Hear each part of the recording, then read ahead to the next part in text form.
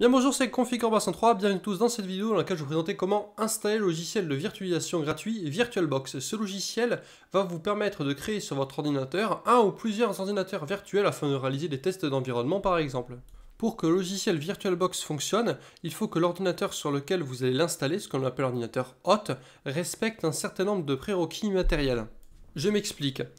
Lorsque vous allez installer un logiciel de virtualisation sur un ordinateur, il faut que l'ordinateur sur lequel vous allez l'installer ait les ressources suffisantes pour réussir non seulement à faire fonctionner le système d'exploitation qu'il héberge, mais en plus les autres éventuelles machines virtuelles que vous allez pouvoir créer.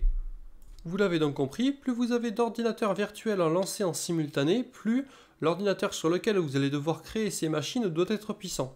Certaines distributions Linux comme Alpine utilisent très peu de ressources système pour fonctionner. À vis contrario, si jamais vous allez virtualiser un Windows Server dans votre ordinateur, eh bien vous allez voir que l'impact sur les ressources n'est pas du tout le même et qu'encore une fois, ces systèmes d'exploitation-là pour fonctionner ont besoin davantage de ressources contrairement à d'autres. Pour cette vidéo, l'ordinateur que je vais utiliser possède les caractéristiques matérielles suivantes: un processeur avec 8 cœurs physiques, 16 cœurs logiques, 32 Go de RAM et un SSD sur lequel je vais pouvoir déployer mes VM d'1 Tera. Le premier prérequis matériel et qui est aussi le plus important est le fait que votre ordinateur possède un processeur qui ait la capacité de virtualiser un système. Pour ce faire, je vous mettrai un lien dans la description d'une précédente vidéo que j'avais réalisée dans laquelle je vous explique comment activer la virtualisation sur un ordinateur qui soit équipé d'un processeur Intel ou d'un processeur AMD. Pour tous ceux qui souhaitent savoir si la virtualisation est activée sur l'ordinateur, eh bien, il vous suffit simplement d'ouvrir le gestionnaire de tâches de Windows, de vous rendre dans l'onglet Performance et au niveau des performances du processeur, vous aurez la mention virtualisation activée ou désactivée. Pour pouvoir installer le logiciel VirtualBox sur votre machine, il faut avant tout vous rendre sur le site de l'éditeur, dans la partie Download, afin de récupérer d'une part le setup d'installation et d'autre part le programme d'extension que vous allez pouvoir par la suite ajouter à VirtualBox pour l'enrichir de nouvelles fonctionnalités, déplacer ensuite les deux éléments téléchargés sur votre bureau. Maintenant que vous avez tous les prérequis, voyons comment installer le logiciel VirtualBox. Vous êtes prêts? C'est parti!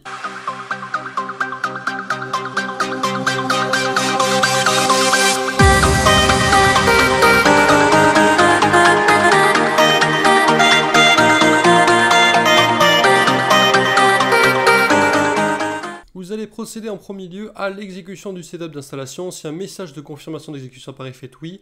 Pour l'installation, faites suivant à toutes les premières parties liées aux extensions. Le seul truc que je peux vous inviter à personnaliser, c'est bien entendu l'emplacement pour l'installation de VirtualBox. Pour ma part, je possède plusieurs disques SSD, donc je vais l'installer sur un SSD secondaire qui contient tous mes programmes.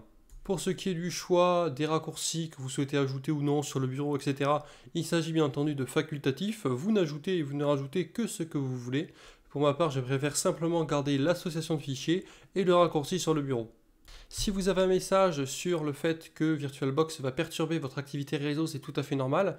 C'est le temps qu'il installe une carte réseau virtuelle. Vous allez peut-être pouvoir être déconnecté pendant quelques secondes, le temps que celle-ci s'actualise correctement. Et si lors de l'installation, un message de confirmation d'exécution apparaît, faites oui. Une fois l'installation achevée, un message vous informera alors du bon succès de l'opération. Si vous cliquez sur Terminer, VirtualBox s'ouvrira automatiquement. Ce que je vous invite à faire dans un premier temps, c'est à réduire VirtualBox dans un petit coin, histoire de faire une petite modif sur l'extension. Cette extension qui se trouve normalement sur votre bureau, je vous invite tout simplement à aller la déplacer dans le dossier d'installation de VirtualBox, dans un dossier que vous allez appeler EXT par exemple. Ce dossier contiendra l'extension et vous permettra en cas de réinstallation de VirtualBox de toujours avoir la petite extension sous le coude et de vous éviter de la retélécharger. Pour ce qui est du setup d'installation que vous avez utilisé précédemment pour installer VirtualBox, celui-ci est toujours présent sur le bureau et si vous le souhaitez, vous pouvez le supprimer ou le déplacer dans un autre dossier. Retournez ensuite dans VirtualBox afin d'accéder aux paramètres de celui-ci. Une fois les paramètres ouverts, vous irez dans l'onglet Extension. Depuis la partie extension, vous allez pouvoir ajouter manuellement et indiquer à VirtualBox où se trouve l'extension que vous avez téléchargée.